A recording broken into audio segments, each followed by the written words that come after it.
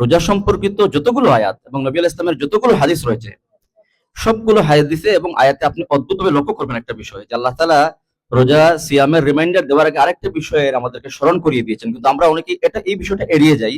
আমরা সরাসরি সিয়ামের আলোচনায় চলে যাই, বা আরো কিয়ামুল লাইল, তারাবি, তাহাজ্জুদ, লাইলাতুল কদর ইত্যাদি বিষয়ে আলোচনা চলে যায়। যেমন আমি আপনাদেরকে এখানে, আপনারা শিক্ষিত মানুষ বুঝবেন, যে আয়াতটা আমরা তিলাওয়াত করলাম, কুতিবা আলাইকুমুস সিয়ামু কামা কুতিবা আলাল লাযিনা মিন ক্বাবলিকুম লাআল্লাকুম তাত্তাকুন। আল্লাহ বলেন, তোমাদের উপর সিয়ামকে ফরজ করেছি। এই রোজা যে সিয়াম যে একটা ফরজ বিধান, এই ফরজ বিধানের কথা স্মরণ করিয়ে দেওয়ার আগে আল্লাহ তাআলা আরেকটা বিষয় স্মরণ করিয়ে দেন, সেটা হলো ইয়া আইয়ুহাল্লাযিনা আমানু, হে ঈমানদারগণ। এই আয়াতের মধ্যে আল্লাহ তাআলা ঈমানের বিষয়কে সম্পর্কিত করে দিয়েছেন। আচ্ছা, এবার আসেন হাদিসে। যে হাদিসটা আমাদের স্যার তিলাওয়াত করলেন, তিনটা হাদিসই পড়লেন, আমি তিনটাই বলতে চাই এবার।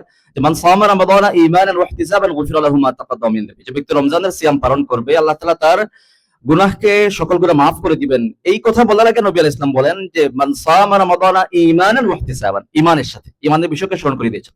আরো দেখেন, মান কামা রমাদানা ঈমানান ওয়া ইহতিসাবান গুফিরা লাহু মা তাকাদ্দামা মিন যামবি। যে ব্যক্তি রমাদানে কিয়ামুল লাইল করবে ঈমানের সাথে সওয়াবের আশায়, তার আল্লাহ সকল গুনাহ মাফ করে দিবেন।